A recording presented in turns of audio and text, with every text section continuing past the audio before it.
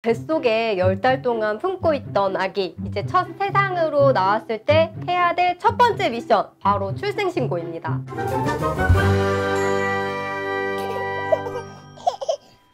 안녕하세요, 라토나예요. 지난번에 제가 혼인신고에 대해서는 조금 자세하게 알려드린 적이 있어요. 전에 영상을 찾아보시면 될 것 같고, 오늘은 출생신고에 대해서 좀 알려드리려고 해요. 저는 찌롱이를 낳고 혼인신고랑 출생신고를 같이 했거든요. 근데 출생신고를 할 때 조금 이것저것 필요한 것들이 많더라고요. 그때는 혼인신고에 되게 치중을 했어가지고 엄청 그거에 대해 집중해서 공부를 했는데, 출생신고도 알아봐야 할 게 되게 많더라고요. 그래서 오늘은 출생신고에 대해서 조금 자세하게 알려드릴게요.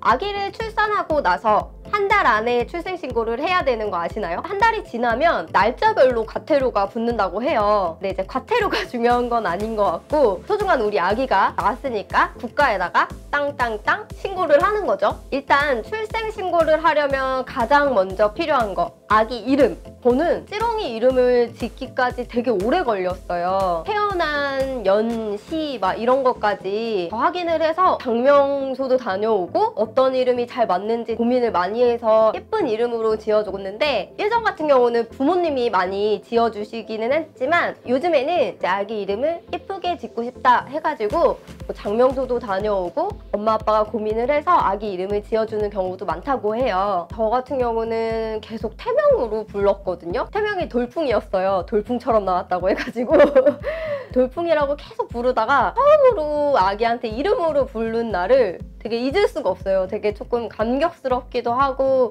설레기도 하더라고요. 출생신고는 동사무소, 구청, 시청 혹은 온라인에서도 신청이 가능해요. 동사무소 같은 경우는 당일 안에도 출생신고가 가능하다고 해요. 그렇지만 구청이나 시청을 방문을 하게 되면 출생신고를 하고 나서 일주일 정도 걸린다고 하니까 고려해서 방문하면 좋을 것 같아요. 출생신고를 하러 가기 전 준비물, 신분증과 출생증명서예요. 출생증명서는 아기를 낳고 나면 해당 산부인과나 병원에서 이렇게 출생증명서를 발급을 해줘요. 그거를 잊지 마시고 꼭 챙기고, 신분증도 꼭 챙겨가야 돼요. 출생신고서는 미리 작성을 하셔도 되지만 방문해가지고 작성을 해도 되거든요. 저 같은 경우는 좀 미리 작성을 해서 갔는데, 필요한 게 아기의 한자 이름, 그리고 부모의 등록 기준지예요. 등록 기준지 같은 경우는 제 가족증명서를 떼보면 제 상단에 등록 기준지가 나오거든요. 만약에 모른다고 해도 구청 직원이나 동사무소 직원이 친절하게 알려주시니까 걱정하지 않아도 될 것 같습니다. 그리고 출생신고는 굳이 방문하지 않아도 가능해요. 저는 방문을 꼭 해야 되는 줄 알았는데 온라인에서도 가능하더라고요. 근데 이제 문제는 온라인에서 가능한 병원이 또 따로 있어요. 병원마다 온라인 출생신고 참여를 한다라고 신청한 병원이 있더라고요. 현재 기준으로는 77개 병원이 가능하다고 하는데, 이제 정부에서는 점차적으로 그 수를 늘려나가겠다라고 하니까 앞으로는 굳이 직접 방문해서 출생신고를 하지 않아도 집에서 365일 24시간 출생신고가 가능해질 예정이라고 해요. 온라인 출생신고는 대법원 전자가족 관계등록 시스템을 통해서 출생신고서를 작성을 하고 출생증명서를 스캔해서 첨부하면 간편하게 가능해요. 이거 되게 이제는 다 됐으면 좋겠다.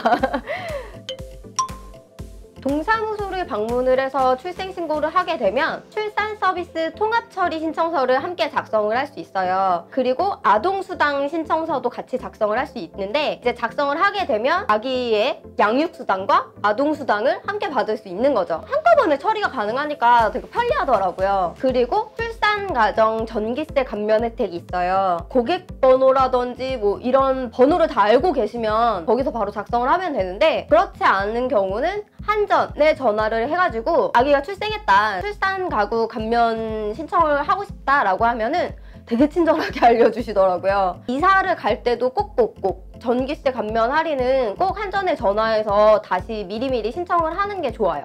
간편하게 생각했는데 생각보다 이름을 정하고 출생신고를 하기까지 꽤 오래 걸리더라고요. 저도 거의 한 며칠 안 남겨놓고 찌롱이 출생신고를 한 것 같은데, 이름은 한 번 정하면 바꾸기 어렵다 보니 그만큼 신중할 수밖에 없더라고요. 근데 신고서에 처음으로 아기 이름을 이렇게 딱 적을 때 그 순간의 그 떨림은 아직도 잊을 수가 없는 것 같아요. 소중한 우리 아이가 태어났다는 걸 세상에 처음 알리는 게 바로 출생신고. 미리미리 준비하시고 꼼꼼하게 챙기셔가지고 우리 아기 출생신고 실수 없이 잘 하시길 바랍니다. 라토나의 임신, 출산, 육아의 지침서 아래 좋아요, 구독 꾹 눌러주세요. 알림 버튼도 눌러주면 좋아요. 안녕!